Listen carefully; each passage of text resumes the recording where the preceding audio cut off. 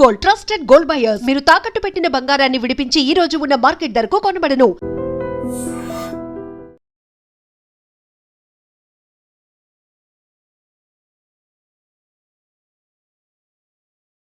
Welcome to ఐటీన్ news. This is Pavan. ప్రస్తుతం నేనైతే ఉజ్జయిని మహంకాళి టెంపుల్ దగ్గర అయితే ఉన్నాను. చూస్తున్నారు కదా, సికింద్రాబాదు ఎంతో ఘనంగా అంగరంగ వైభవంగా ఇక్కడ బోనాలు అయితే జరుపుకోవడం జరుగుతుంది. లక్షర్ బోనాలు అంటే తెలియని వాళ్ళు ఉండరు రెండు తెలుగు రాష్ట్రాల్లో. సో ఇక్కడ ఈ స్కెడ్యూల్ అయితే రిలీజ్ చేయడం జరిగింది మంత్రి పొన్నం గారు. ముఖ్యంగా అసలు గవర్నమెంట్ నుంచి ఫుల్ సపోర్ట్ ఉంటుంది అని చెప్పడం జరిగింది. జూలై 19న 2వ తారీఖున 3వ తారీఖున జరిగే ఈ ఉత్సవాలు, రథోత్సవము, బోనాలు ఇవన్నీ చాలా అంగరంగ వైభవంగా జరుగుతున్నారు. ముఖ్యంగా దీనికి పోతురాజులు, నృత్యాలు, పసుపు పూసుకొని కుంకుమలు, నృత్యాలు, డప్పులు ఇవన్నీ ఎంతో ఘనంగా చేసుకుంటారు రెండు తెలుగు రాష్ట్రాలు. ముఖ్యంగా తెలంగాణలో ఇది ఒక సాంప్రదాయమైన పండుగ, చాలా ఇష్టంగా జరుపుకుంటారు.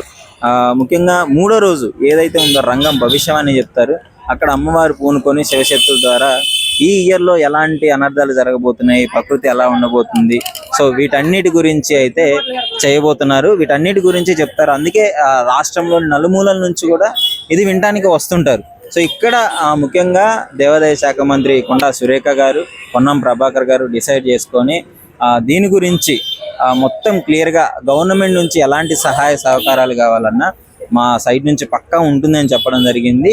సో ఇది ముఖ్యంగా ఎంతమంది అయితే వెయిట్ చేస్తున్నారు బోనాలు అంటే మీకు అందరికీ తెలిసిందే కదా. నేను స్పెషల్గా చెప్పనవసరం లేదు. ఇక్కడ ప్రజలు అందరికీ ఇంకా నాకంటే చాలా బాగా తెలుసు బోనాలకి ఎలా ఉంటుంది ఏంటి అని చెప్పేసి. సో మీరందరూ ఎవరైతే బోనాల కోసం వెయిట్ చేస్తున్నారో వాళ్ళందరూ కామెంట్లో తెలియజేయండి. ముఖ్యంగా ఇది ఎలా ఉండబోతుంది, స్కెడ్యూల్ ఏంటి అనేది క్లియర్గా మీకు వివరంగా మరో వీడియోలో నేనైతే నేను క్లియర్గా చెప్తాను. సో ముఖ్యంగా టెంపుల్లో కూడా చూడొచ్చు, అందరూ వచ్చిన వాళ్ళని కూడా అడగడం జరిగింది. చాలా ఎక్సైటింగ్గా ఉన్నారు ఎప్పుడు వస్తుందా అని చెప్పేసి. 19వ తారీఖు నుంచి 3వ తారీఖు వరకు అయితే జరుగుతుంది. సో తెలియని వాళ్ళు ఎవరున్నా కానీ అందరికీ తెలిసే విధంగా చేద్దాము. దానికి సంబంధించి గవర్నమెంట్ కూడా క్లియర్గా ఏర్పాట్లు చేయడం జరిగింది. వీలైతే నెక్స్ట్ వీడియోలో ప్రధాన అర్చకులు గారితో ఎలా ఉండబోతుంది ఏంటి ఏర్పాట్లు అని కూడా తెలుసుకునే ప్రయత్నం చేద్దాం.